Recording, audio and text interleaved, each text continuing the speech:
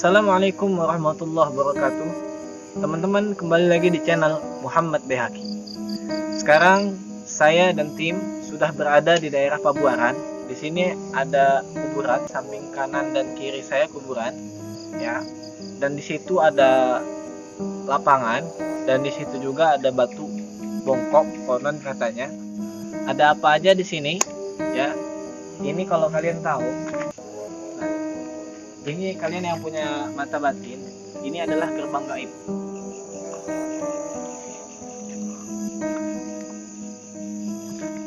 Gerbang gaib ini sudah ada sejak ribuan tahun yang lalu. Kenapa disebut batu bongkok? Konon katanya, dulu ada orang yang muja, orang yang pesugihan, kemudian Allah kutuk, dijadiin batu. Nah, dia dalam keadaan sujud. Itu nauzubillah. Nanti lebih jelasnya kita tanya-tanya sama orang setempat.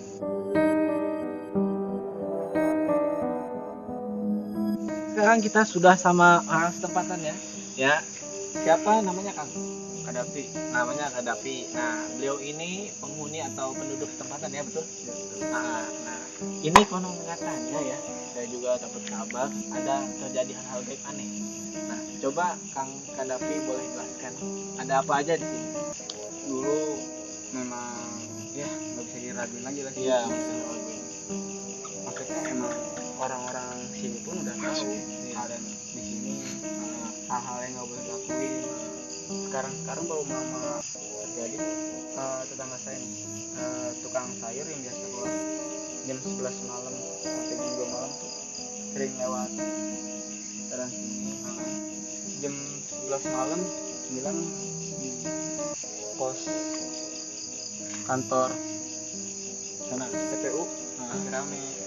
Penasaran kan? Iya. Masa jam 11 malam TPU rame? Iya. Pulang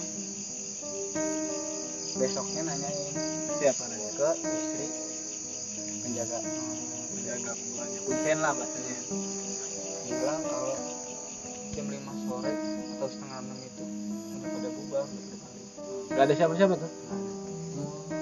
Berarti yang dilihatnya apaan tuh, ya? Ini itu gerbangnya. Gerbang gaib, ya? Ya, di sini. Gerbang gaib. Nah di sana juga katanya ada gerbang pintu Aceh dulu pas perang.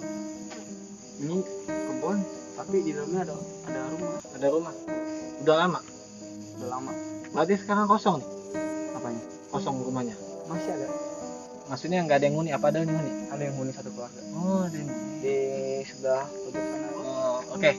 Katanya tadi konon ada batu bongkok. Itu apa ya kisah terjadinya bisa batu bongkok tersebut? Konon ceritanya seperti orang bersemedi atau pesugihan gitu. Pesugihan, ya. Dikutuk itu seperti orang sujud.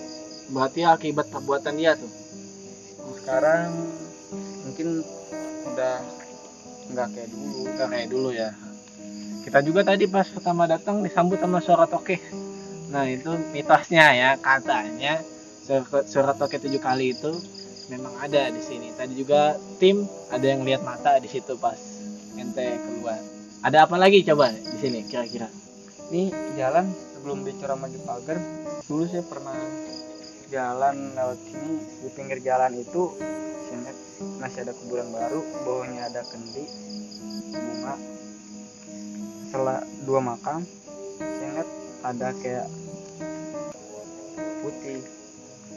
Saya kira karung kan, mungkin ada yang nyimpen pasir atau gimana.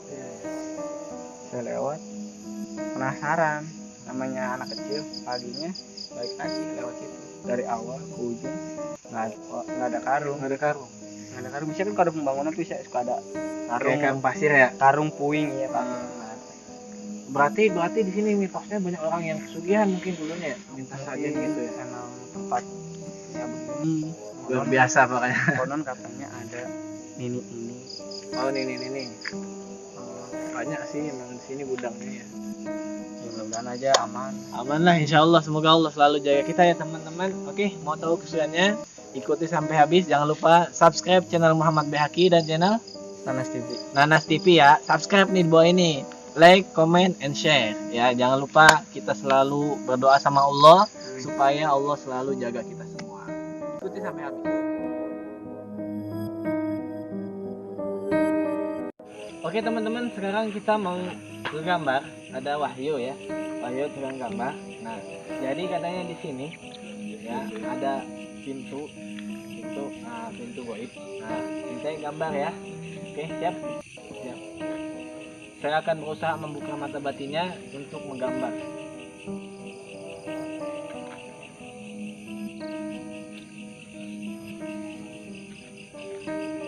Oke, kameramen agak sini nggak apa? Wahyu ini teman kami dari kecil. Beliau tidak bisa berbicara dan tidak bisa mendengar.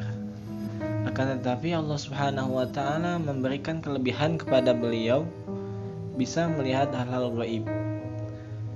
Nah, saya akan menjelaskan tentang pintu ini.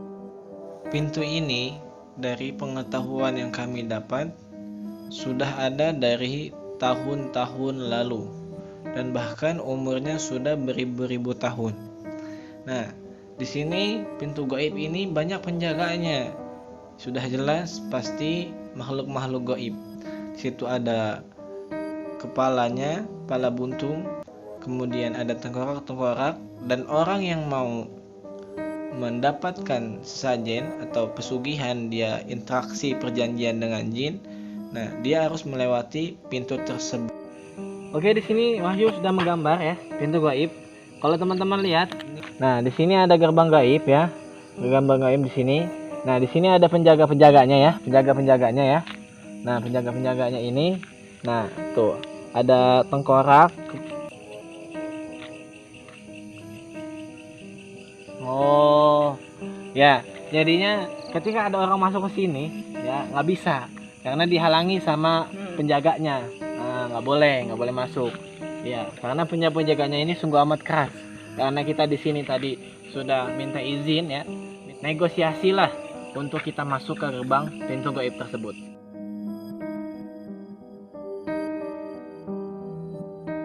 Oke teman-teman, sekarang kita mau memediumisasi. Kita ingin menguak apa yang akan terjadi di sini ya. Kita mau melihat sosok apa aja di sini dan kejadian apa aja di sini. Cari informasi, tidak niat apa-apa. Semoga Allah selalu jaga kita dan semoga Allah selalu lindungi kita.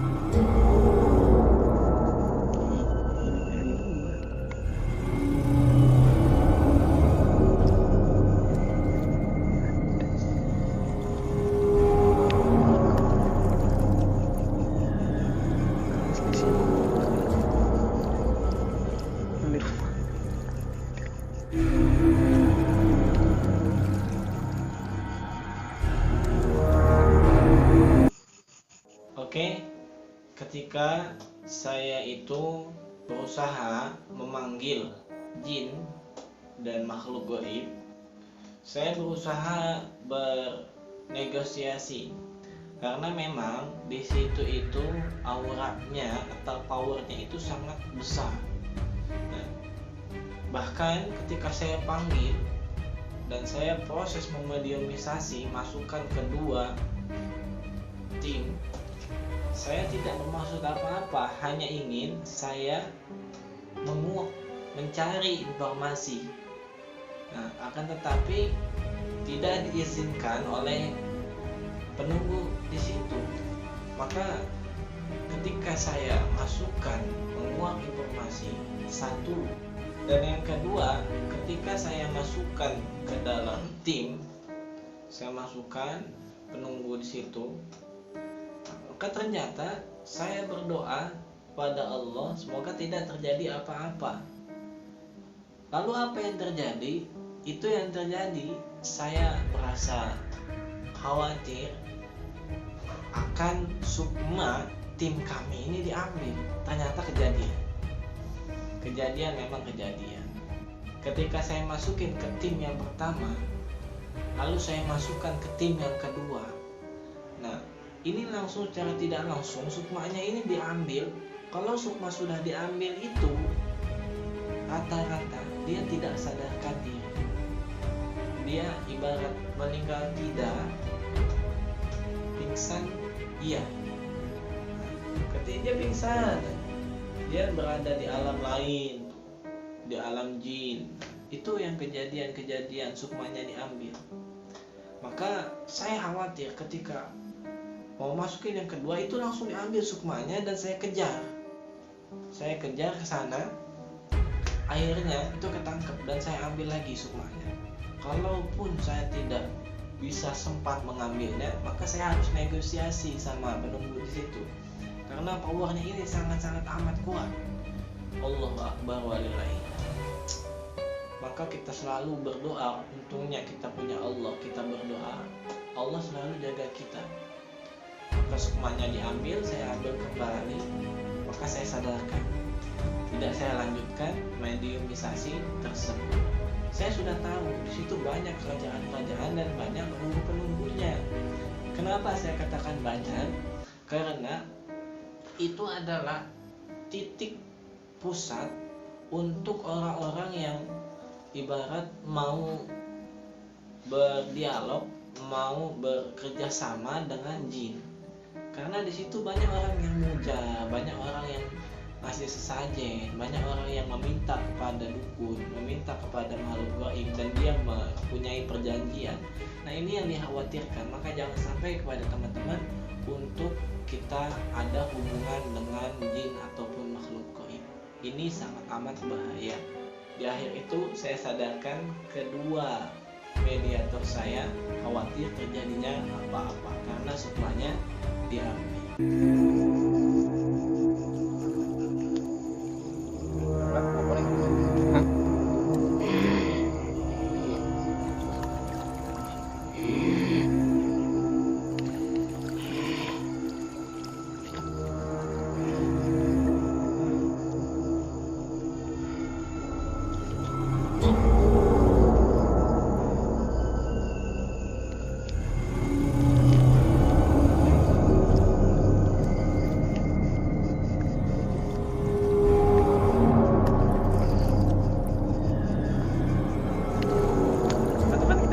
Izin ya, karena auranya berat. Tadi kita negosiasi ya, saya juga tadi mau oleng tapi berusaha netralin diri ya.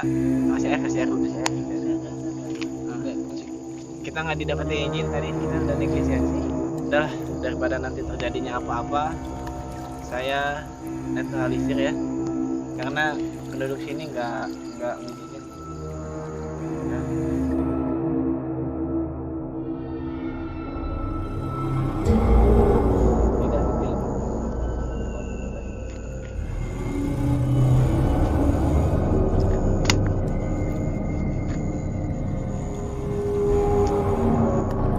Saat kami berusaha membuka mata batin Kang Asep dan Kang Dula, Kami bertujuan untuk menguji mental supaya terbiasa untuk melihat hal-hal gaib dan tidak takut terhadap hal-hal gaib.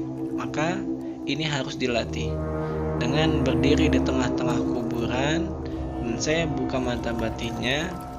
Ketika dia melihat hal-hal gaib, maka tidak aneh lagi karena sudah terbiasa dan sudah terlatih.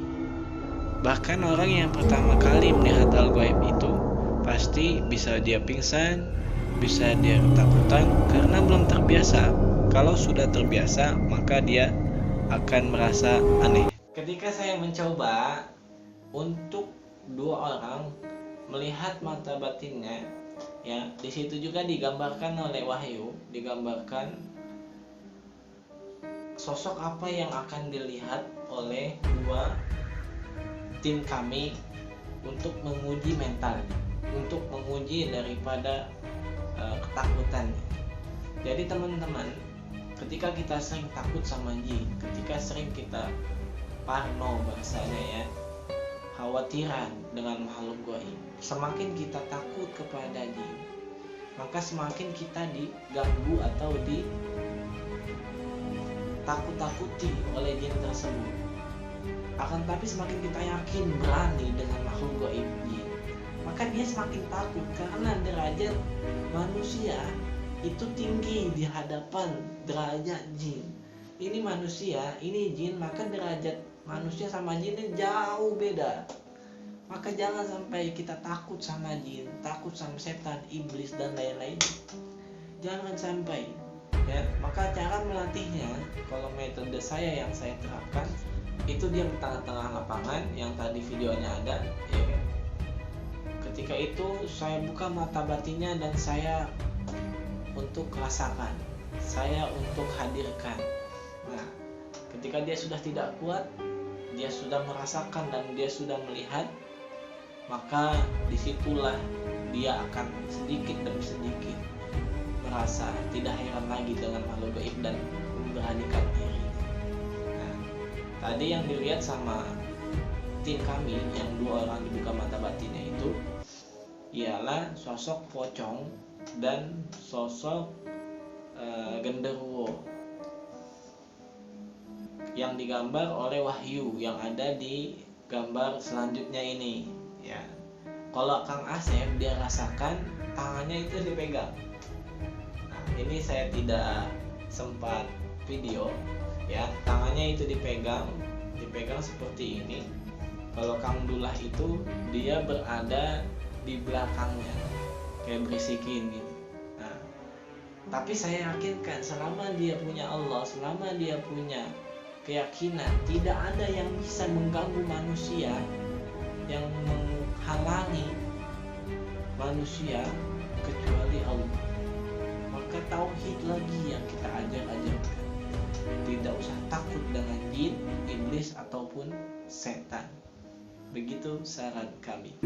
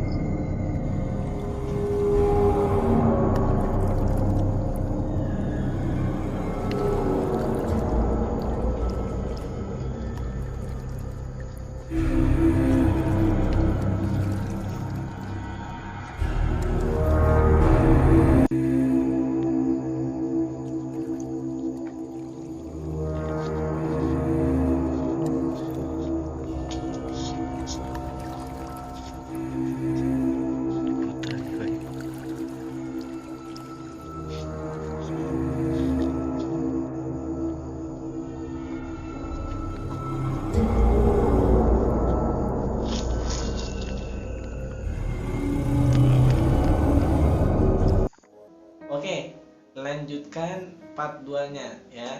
Ini baru part 1, nanti part 2 nya ada. itu bakalan terjadi hal-hal yang lebih aneh dan lebih menegangkan.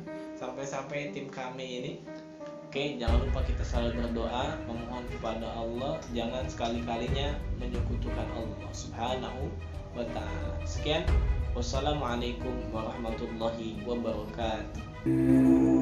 Kami sini cuman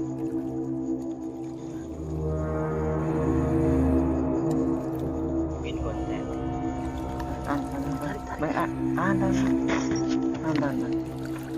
Tarik sini. Bagus itu tuh. Tarik sini. Itu bantuin dulu tuh.